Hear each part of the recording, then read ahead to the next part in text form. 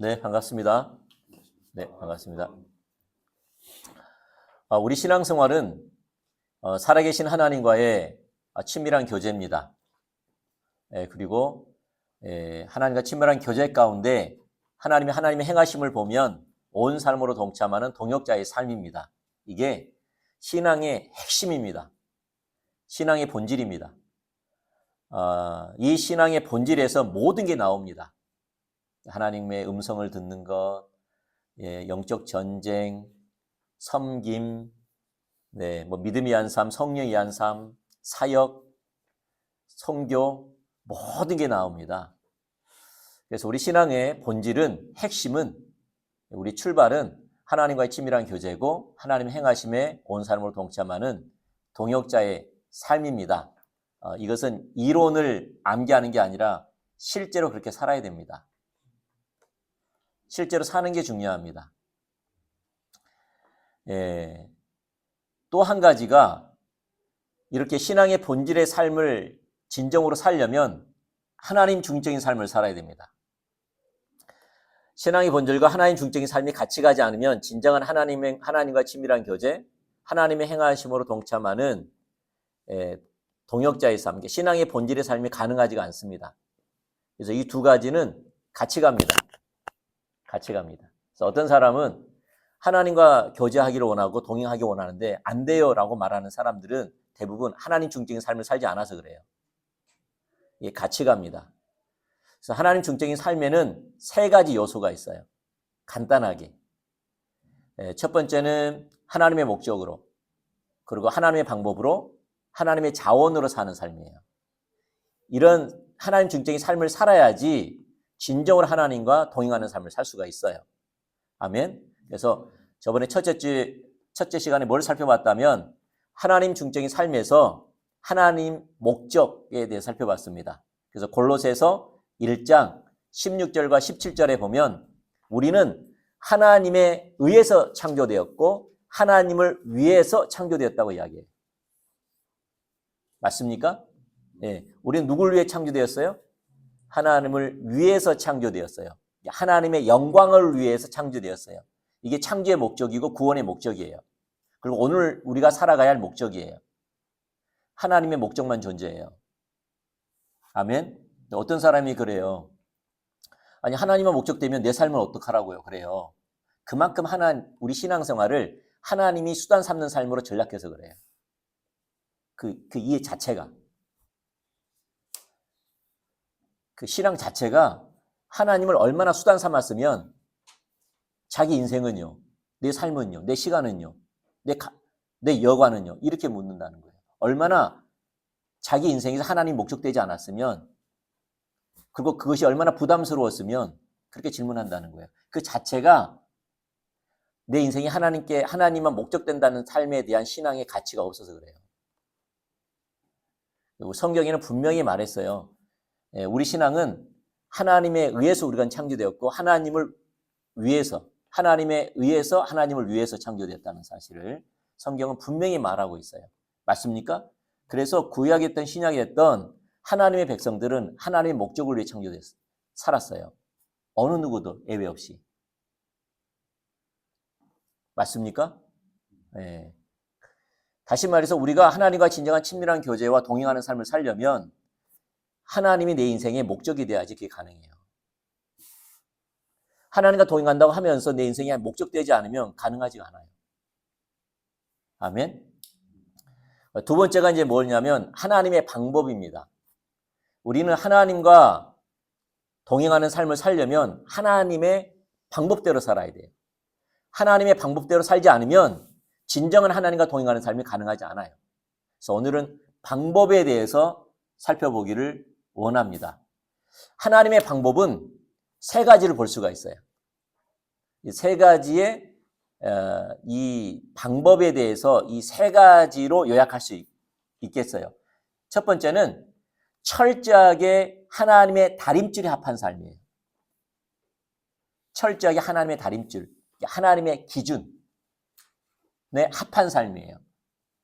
또 하나는 철저하게 하나님의 관점으로 사는 삶이에요. 또 하나는 철저하게 성령의 인도를 따르는 삶이에요.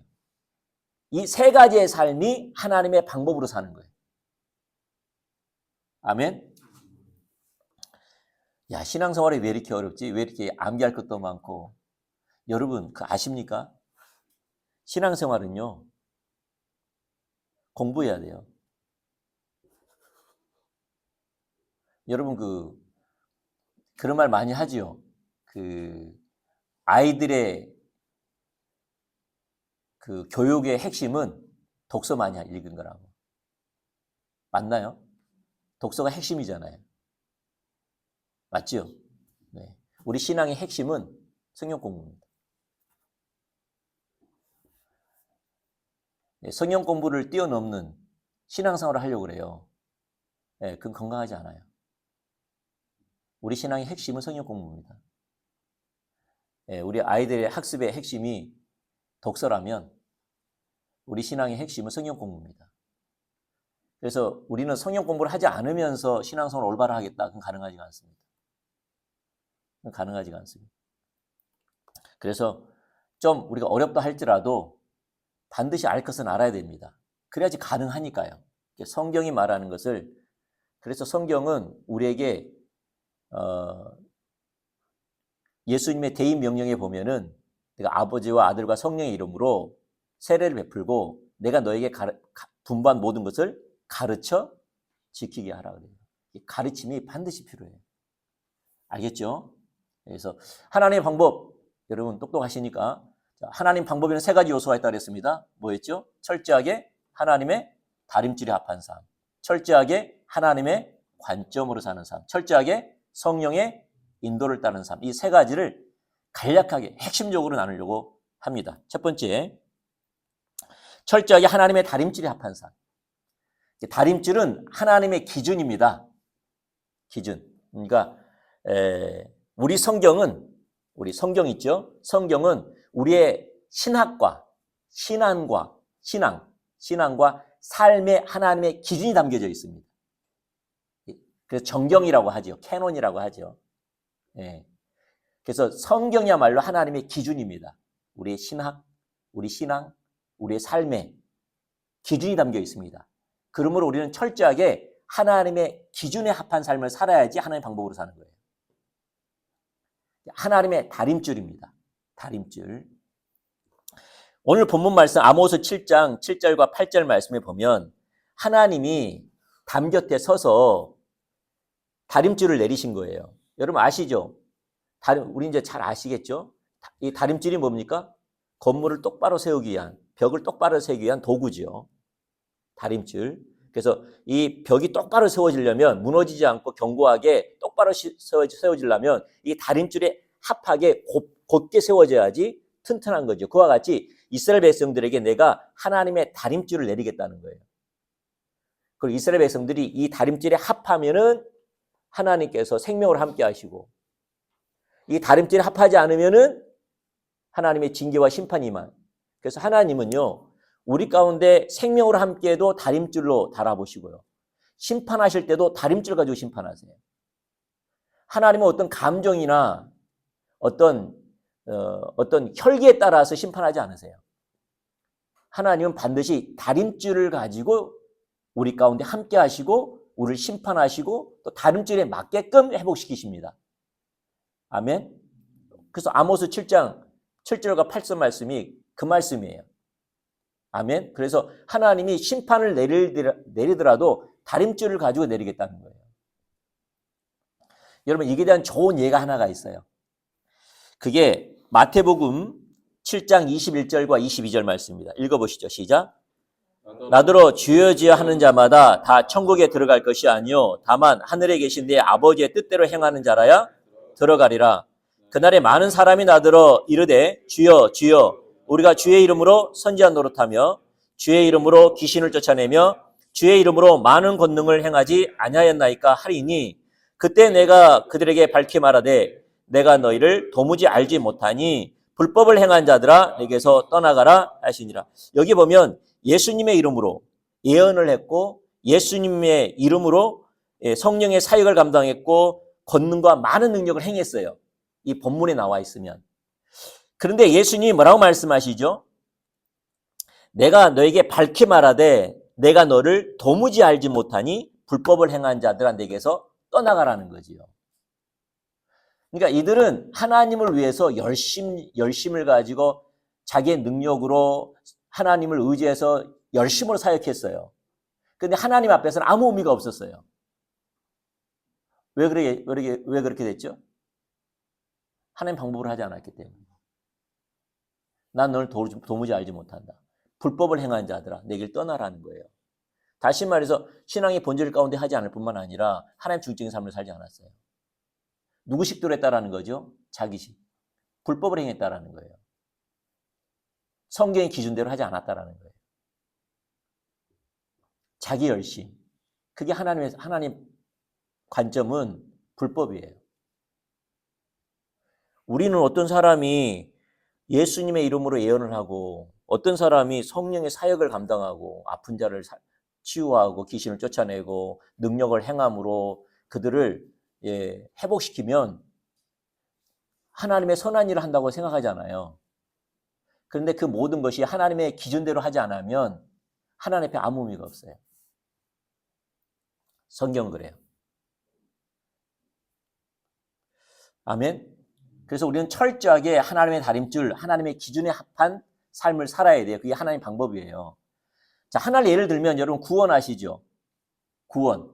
자, 어떤 사람이 있습니다. 어떤 사람이 자신의 죄를 깨달았습니다. 그 자신의 하나님 앞에 자신의 죄가 얼마나 큰지 하나님 앞에 눈물로 회개하고 밤낮으로 회개하고 철야를 하고 기도를 하고 그리고 자기가 욕심대로 모았던 그 모든 물질을 회개하는 마음으로 가난한 자에게 나누어지고 교회에서 열심히 봉사하고 헌신하고 교회에서 맡은 일을 신실하게 하면 그 사람이 구원받을 수 있어요? 없어요?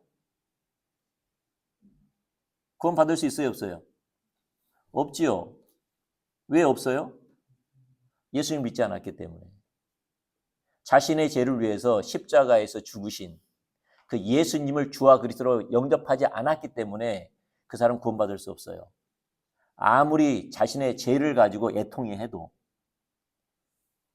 그 죄를 회개하는 삶을 살아도 그 죄가 너무나 하나님 앞에 마음을 아프게 했고 무서운 거기 때문에 죄를 짓지 않으려고 하고 도리어 하나님 나라를 위해서 헌신하고 희생을 해도 예수님을 주와 그리스도로 영접하지 않으면 구원받을 수가 없어요. 왜냐하면 구원의 기준은 회개를 얼마나 진하게 했냐가 아니라 예수님을 주와 그리스도로 영접하는 데 있습니다.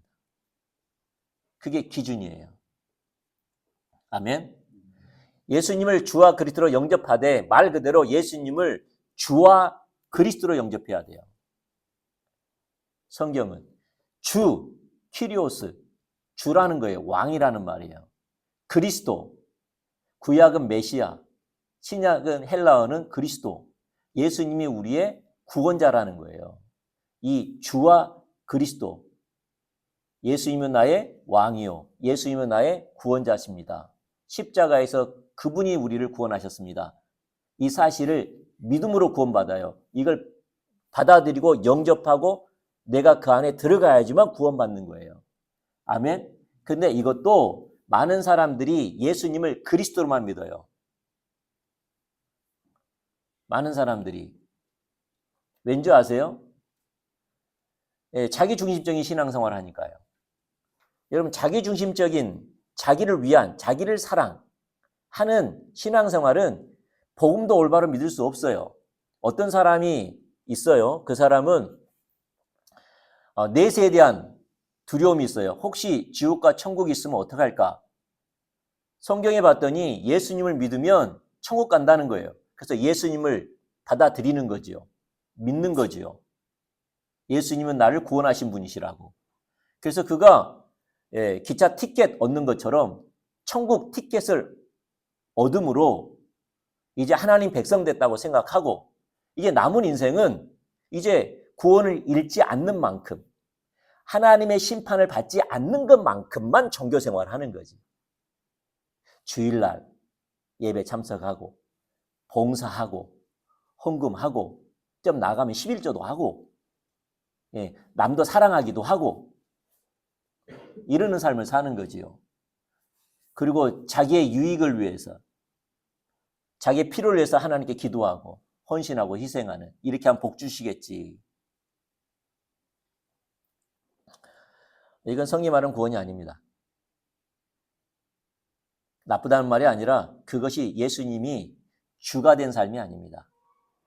예수님이 주로 믿는 것은 그런 삶을 가리키는 게 아니라 예수님이 나의 왕이라는 겁니다. 다시 말해서 그분이 나의 주인이라는 거예요. 나는 종으로서 나는 이제 하나님께 드리는 삶을 산다는 거예요. 그분이 나의 큐리오스라는 거예요. 주라는 거예요. 여러분, 초대교회 때에 네로에게 많은 사람이 순교를 당했습니다. 그때 기독교인이기 때문에 순교당하지 않았어요. 종교인이기 때문에 순교당한 게 아니라 정치범으로 죽었습니다. 왜냐하면 기독교인만이, 그 당시에 키리오스, 주라고 하는 것은 네로에게 붙여진 명칭이에요. 네로가 유일하게 온 인류에 평안을 주는 사람이라고 믿었고요. 그래서 키리오스라는 것이 네로에게 붙여졌습니다. 그래서 네로만이 온 우주를 다스리고 통치하는 적법한 왕이라고, 그리고 그 네로만이 우리에게 진정한 평안과 안식을 준다고 했고, 네로만이 참 신의 아들이라 그랬고, 이렇게 믿었어요. 근데 그 명칭을 예수님께 붙인 겁니다. 키리오스라는 말을. 누가? 기독교인들이. 그게 정치범이에요. 네로가 아니라는 거예요. 네로가 아니라 예수님만이 참 하나님의 아들이시고, 예수님만이 이 땅을 다스릴 수 있는 합법한 통치자시고, 예수님만이 우리에게 진정한 생명과 복을 주시는 유일하신 분이라는 거예요. 우리는 그분의 기뻐하는, 그분을 위해서 살아간다는 거예요. 이게 주라는 말입니다. 그래서 정치범으로 죽인 겁니다. 반란이죠. 역적이죠. 그래서 죽인 겁니다. 종교인이기 때문에, 기독교라는 종교를 가졌기 때문에 죽은 게 아니라 정치범이었습니다. 그게 주라는 말입니다. 근데 많은 사람들이 이렇게 주와 그리스도로 믿는 게 아니라 그리스도로만 믿는 겁니다. 주로 믿지 않습니다. 그래서 하나님이 우리 삶을 다스리고 계시고 통치하고 계시고, 오늘 하루 그 하나님과 교제 가운데 그분이 왕 되심으로 그분을 따라가는 삶, 그렇게 순종하는 삶, 종으로서 섬기는 삶을 사는 데는 관심이 없는, 단지 종교에 불과한, 구원을 잃지 않는, 복받는, 적당히 하는. 근데 이게 많습니다. 이런 신앙 많이 갖고 있습니다. 그래서 그걸 보고 누가 이렇게 말했습니다. 흡혈귀 신앙이라고. 그들은 예수의 피만 필요한 겁니다. 예수의 왕되심을 하지 않고. 그래서 아까 말씀드린 것처럼 구원만 하더라도 성경적인 기준에 합한 구원이야지 진정한 구원이라는 거예요. 그게 하나님의 방법으로 사는 삶입니다. 아멘. 이러한 구원에 대한 이해를 갖고 있지 않기 때문에 하나님과의 진정한 교제, 하나님과 동행하는 삶이 안 되는 거예요. 자, 두 번째. 하나님의 관점으로, 철저하게 하나님의 관점으로 사는 삶입니다. 철저하게 하나님의 관점으로 사는 삶입니다. 이 말이 무슨 말이냐? 먼저 이사야 1장 11절과 15절 말씀 읽어보죠. 자, 읽어볼까? 시작. 여호와께서 말씀하시되 너의 무수한 재물이 내게 무엇이 유익하뇨? 나는 수양의 번제와 살찜 짐승의 기름에 배불렀고 나는 숫송아지나 어린 양이나 수염새를 피를 기뻐하지 아니하노라. 내가 내 앞에 보이러 오니 이것을 누가 너에게 요구하였느냐? 내 마당만 밟을 뿐이니 헛된 재물을 다시 가져오지 말라. 분향은 내가 가증히 여기는 바요. 월삭과 안식일과 대회로 모이는 것도 그러하니 성회와 아울러 악을 행하는 것을 내가 견디지 못하겠노라. 내 마음이 너의 월삭과 정한 절기를 싫어하나니 그것이 내게 무거운 짐이라. 내가 지기에 곤비하였느니라. 너희가 손을 펼 때 내가 눈을 너희에게 가리고 너희가 많이 기도할지라도 내가 듣지 아니하리니 이는 너희의 손에 피가 가득함이라. 보면 이사야 1장 11절부터 15절의 말씀에 보면 그 당시에 이사야 시대 때의 이스라엘 백성들은 출애굽기, 레위기, 민수기에서 말한 것처럼 모든 의식, 모든 절기, 모든 제사를 성경적으로 드렸어요. 어떻게 드렸다고요? 성경적으로 드렸어요. 여기에 보면 말라기 때는 성경적으로 안 드렸거든요. 말라기 때는. 근데 이사야 때는 성경대로 드렸어요. 봐보세요. 하나하나 보더라도 숫송아지, 성경이 아니에요? 어린 양의 피, 수염소의 피, 월삭, 안식일, 대회, 성회, 정한 절기, 많은 기도 성경적으로 했어요, 안 했어요? 성경적으로 했죠. 그럼 신앙생활 잘한 거예요, 못한 거예요? 잘한 거죠. 이렇게 하는 사람 많잖아요, 사실. 잘한 거죠. 근데 그를 향한 하나님의 관점이 뭐냐는 거예요. 그들을 향한. 그래서 이사야 시대 때 동시대에 같이 동시대에 사역했던 호세아를 보면, 호세아 선지자를 보면 그게 잘 나와 있어요. 호세아 이사야 1장 4절과 6절 말씀 읽어만 봐도 되겠네요. 자, 읽어보죠. 시작. 슬프다 범죄한 나라여, 허물진 백성이여, 행악의 종자여, 행위가 부패한 자식이로다. 그들이 여호와를 버리며 이스라엘의 거룩한 일을 만유리 여겨 멀리하고 물러갔도다. 너의 소돔의 관원들아, 너의 고모라의 백성들아. 여기에 보면 하나님의 관점은 다르죠. 자, 봐보세요. 그들은 성경대로 예배하고 있어요. 잘하고 있죠. 근데 그들을 향한 하나님의 관점은 다르다는 거예요. 뭐라고 말해요? 슬프다. 그들을 보면서 뭐라 말해요? 그들의 예배를 보면서 하나님은 슬퍼한다는 거예요. 그리고 범죄한 나라, 민족으로 이해하는 거예요. 그 다음에 허물이 많은 백성, 행악의 종자, 행위가 부패한 자식이다. 그들은 하나님을 향한 예배를 드리고 있는 그들에게 너는 나를 버렸고 이스라엘의 거룩하니 나를 만유리 업신여기고 멀리가고 물러갔도다. 그 당시에 불과 유황으로 멸망시킨 악한 소돔과 고모라의 백성으로 비유합니다. 왜 이런 일이 벌어지죠? 그들의 관점과 하나님의 관점이 다르기 때문이에요.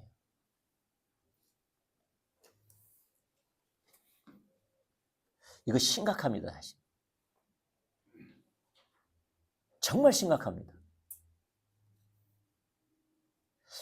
하나님의 그를 진노함에도 모르고 자신이 하나님의 사랑을 받는다고 생각하는 사람이 많습니다. 문제는 성경이 말하는 하나님의 생명, 하나님 그와 함께 하신 놀라운 역사들은 그친 지 오래됐는데도 불구하고 그들은 하나님이 함께 하는지, 그리고 하나님이 함께 하는 증상이 뭔지, 어떤 역사가 있는지, 성경적인 그 열매가 내게 나타났는지 이건 상관없이 자기 나름대로 신앙생활을 올바로 하면은 하나님 자기와 함께 할 것이고 복 줄 거라고 생각합니다. 근데 하나님은 그를 향해 분노를 내고 있는데 왜 그렇게 됐을까요? 관점의 문제입니다. 하나만 더 해볼게요. 참 이까지가 되지 않지만 자, 예수님 시대 바리새인들을 보면요. 예수님 시대 바리새인들 봅시다. 마태복음 23장 2절과 3절 말씀. 자, 시작. 있나요? 그게만 있나요? 제가 그러면 이걸 읽어드릴게요. 서기관들과 바리새인들이 모세의 자리에 앉았으니 그러므로 무엇이든지 그들이 말하는 바는 행하고 지키되. 자, 보세요. 그 당시에 바리새인들, 정교지자들은 하나님 말씀을 올바로 알았어요, 몰랐어요? 알았어요. 왜냐하면 모세의 자리에 앉았으니 그들이 가르치는 것은 예수님이 뭐라 말씀하셨다면 must, 반드시 지키고 행하라는 거예요. 여러분도 알다시피 must 한 단어는 강력한 단어잖아요. 반드시. 어떤 예외가 필요하잖아요. 반드시 명령이에요. 어떤 상황에 따라 변화되는 게 아니라 반드시라는 거예요. 왜냐하면 그만큼 그들이 하나님의 말씀을 올바로 알았고 올바로 전했어요. 올바로 알고 올바로 전했어요. 그래서 그들은 하나님 말씀을 범하지 않았어요. 기록된 말씀을. 무슨 말 알겠습니까? 하나님 말씀을 범하지 않았다니까요. 기록된 하나님 말씀을 범하지 않아서 하나님 말씀을 범한 적이 없지요. 왜냐하면 그들은 모세 오경을 알고 있을 뿐만 아니라 행하고 있을 뿐만 아니라 가르치고 있었기 때문에 그들이 가르치는 것은 반드시 지키고 행하라는 거예요. 예수님이 말씀하신 거라니까요. 그래서 그들은 율법을 갖다가 지키지 않을까요? 지키겠죠. 문자 그대로 지켰을 거 아니에요. 마태복음 23장 5절과 7절 시작. 그들의 모든 행위를 사람에게 보이고자 하나니 곧 그들의 경문띠를 넓게 하며 옷을 길게 하고 잔치의 윗자리와 회당의 높은 자리와 시장의 문화 받는 것과 사람에게 랍비라 칭함을 받는 것을 좋아하느니라. 여러분 봐보세요. 이게 율법에 있어요? 아니 이게 율법에 있어요? 다시 말해 율법에 경문을 넓게 하라 적게 하라 나와 있어요? 안 나와 있어요? 안 나와 있어요. 옷을 길게 하라. 사람들에게 경건하게 보이고 위험하게 보여라. 나왔어요? 안 나왔어요? 안 나왔어요. 안 나왔어요. 잔치의 윗자리와 회당의 높은 자리와 시장의 문안받는 것과 사람에게 선생님이라고 칭찬받는 것을 하지 말라고 나왔어요? 안 나왔어요? 성경에? 안 나와 있지요. 율법에 안 나와 있어요. 그래서 그들은 율법을 범한 적이 없어요. 이게 율법이 없다니까요. 율법에 있으면 안 했겠죠. 하지 않았을 거 아니에요. 율법에 써놨다면 그들은 율법을 연구하고 율법을 지키고 율법을 전하는 사람인데 이게 율법에 써놨으면은 그들이 안 지켰겠냐고요. 지켰겠지요. 근데 율법에 이게 나와 있어요? 안 나와 있어요? 안 나와 있어요. 그러므로 그들은 율법을 범한 적이 없다고 생각한 거예요. 그들은 율법을 범하지 않는다고 생각한 거예요. 자신은 죄를 짓지 않는다고 생각한 거예요. 하나님의 기준에 합한 삶을 산다고 생각한 거예요. 근데 하나님 예수님 뭐라고 말씀하신 거죠? 마태복음 25장 15절과 17절 시작. 화 있으신 자 외식하는 서기관들과 바리새인들이여. 어리석은 맹인들이여. 점 있으면은 너희 아비는 사단이라고 말합니다. 왜 그럴까요? 관점의 문제입니다.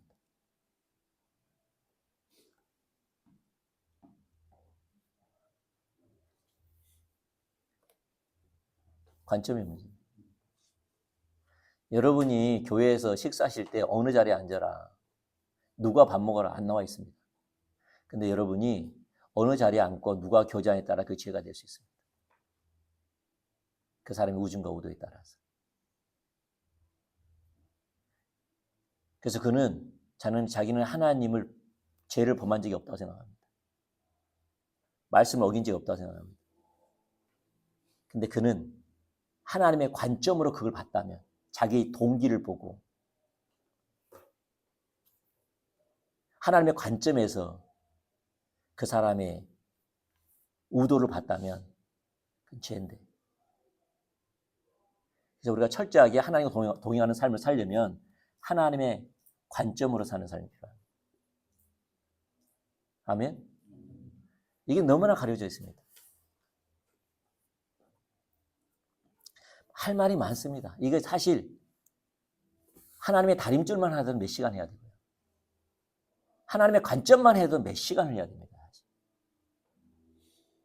근데 우리가 기억해야 할 사실은 우리가 하나님과 진정한 동행하는 삶을 살려면 하나님의 음성을 듣고 순종하는 하나님의 뜻을 이루는 삶을 살려면 철저하게 하나님 중적인 삶을 살아야 되는데 하나님 목적, 하나님 방법. 그 방법 중에 철저하게 하나님의 다림줄, 기준, 그리고 하나님의 관점. 하나님의 관점은요. 그가 하나님과 친밀한 교제 가운데 있으면 그게 죄인지 아닌지 보였을 건데. 그가 오직 하나님과의 친밀한 교제가 하나님만 목적되어지고 하나님만 높임을 받고 나는 섬김의 삶을 살기 원하고 어떻게 하든지 상대방을 높이는 삶을 살기 원하고 내가 겸손한 삶을 살려고 한다면 자기가 상석이 안 들려고 하는 그 자세와 태도가 얼마나 죄인지 알 건데. 옷을 길게 하고 문을 넓게 열어가지고 사람들에게 위험 있게 보이고 자랑하려고 자기를 나타내려고 하고 그게 얼마나 죄인지 볼 건데. 성경에 안 써놔 있다고 안 한다고 해서 그 죄를 범한 게 아닙니다.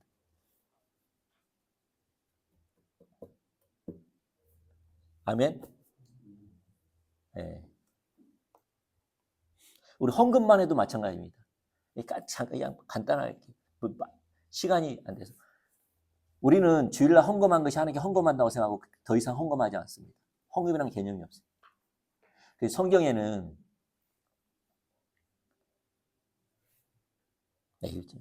성경에는 그 마태복음 25장에 쭉 보면은 양과 염소를 나누면서 뭐라 말한다면은 양들에게 칭찬하시면서 너가 내가 줄일 때에, 목마를 때에, 헐벗었을 때에, 옥에 갇혔을 때에 너는 나를 갖다 와서 돌봐줬다 그래요. 예수님이. 그러니까 그 양들이 하는 말이 예수님 우리가 언제 그렇게 했습니까? 했더니 뭐라 말하죠? 이 작은 소자에게 한 것이 곧 내게 한 거라 하거든요. 여러분 헌금은 많은 사람들이 주일날 하나님께 헌금하는 게 헌금이라고 생각하고요. 내 주위 형제에게 가난한 자에게 여름 필요가 있는 사람에게 물질로 섬기고 그 사람들의 그 필요를 채우고 이것이 헌금이 아니라고 생각해요. 헌금만 하다. 그리고 하나님께 많은 헌금을 하면 하나님 기뻐할 거라 생각하고 이것은 하나님께서 기뻐하는 헌금이라고 생각하지 않기 때문에 이런 걸 하지도 않아요. 둘 다 하나님께 하는 건데.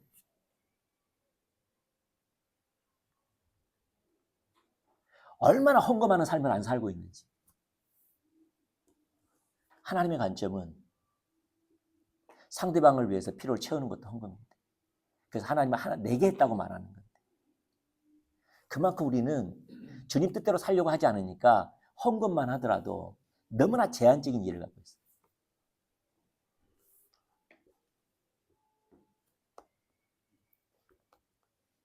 그리고 철저하게 성령의 인도를 따라 살아야 됩니다.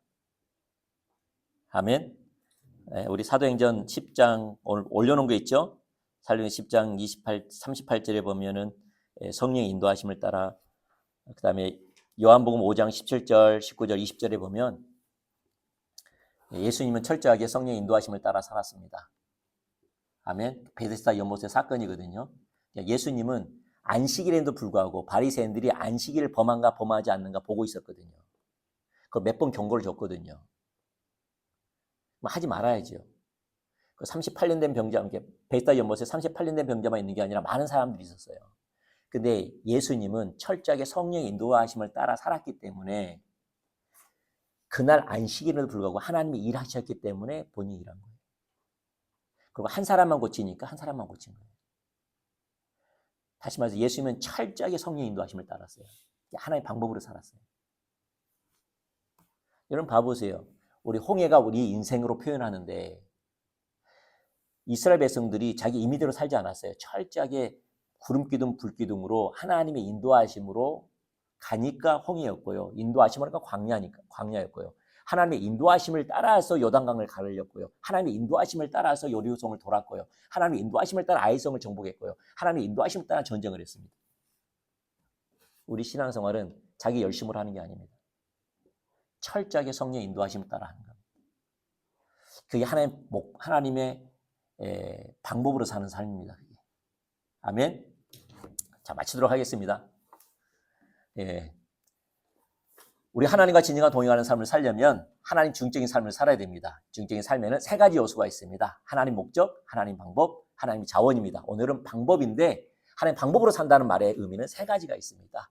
첫 번째는 철저하게 하나님의 다림질에 합한 삶, 철저하게 하나님의 관점으로 사는 삶, 철저하게 하나님의 성령의 인도를 따르는 삶입니다. 이게 돼야지 하나님 방법으로 산다고 하는 겁니다. 좀 어떤 공식처럼 느껴서 그럴 건데 여러분 실제로 살면 이것이 핵심적인 하나님 방법이란 거 알 거예요. 동행하는 삶을 실제로 살면 우리 그렇게 잘 서지기를 축복합니다. 기도하겠습니다. 참 좋으신 하나님 감사합니다. 성령님께서 명확하게 비춰주시고 가르쳐 주셔서 하나님 중적인 삶을 다 살 수 있도록 역사해 주시고 자기 중심성과 하나님 중심성의 충돌이 영적 전쟁의 가장 치열한 장소인 것을 알게 해 주셔서 우리 모두 다 승리할 수 있도록 하나님 중심적인 삶, 하나님의 속한 진리대로 살아갈 수 있도록 그래서 승리할 수 있도록 생명을 경험할 수 있도록 역사해 주시옵소서. 이제는 우리 주 예수 그리스도의 은혜와 우리 하나님의 극한하신 사랑과 성령님의 위로 교통 충만한 역사가 오늘 고개 숙인 우리 성도분들과 그의 가정과 이 직장 위에 영원토록 함께하기를 축원합니다. 아멘.